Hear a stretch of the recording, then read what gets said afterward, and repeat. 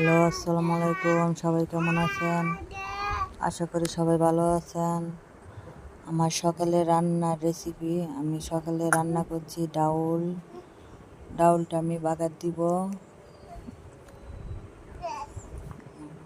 বাগার দেওয়া শেষ হইলে আমি এখানে আবার তাওয়াটা বসিয়ে দিয়েছি। বসানোর পরে দুটো শুকনো মরিচ ভেজে নিয়েছি বাদাম ভর্তার জন্য।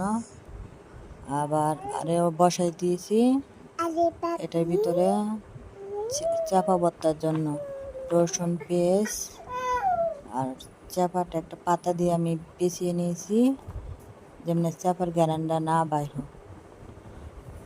বাদাম ভর্তা, বাদামটা আমি মনে করেন ডলিয়ে নিচ্ছি এর ভিতরে, বাটনার ভিতরে ডলিয়ে নেওয়া হওয়ার পরে ভর্তাটা মনে করেন আমার হয়ে আসছে।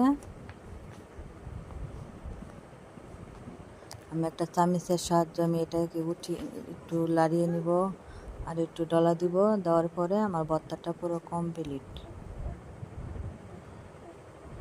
ভর্তাটা আমি একটু উঠিয়ে ফেলবো। আর চাপা ভর্তার জন্য মরিচ,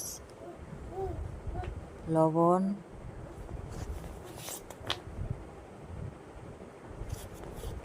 পেঁয়াজ, রসুন নিয়েছি আমি এই জায়গায়।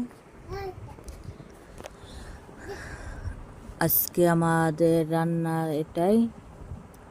সব কিছু নেওয়ার পরে আমি এটাকে একটা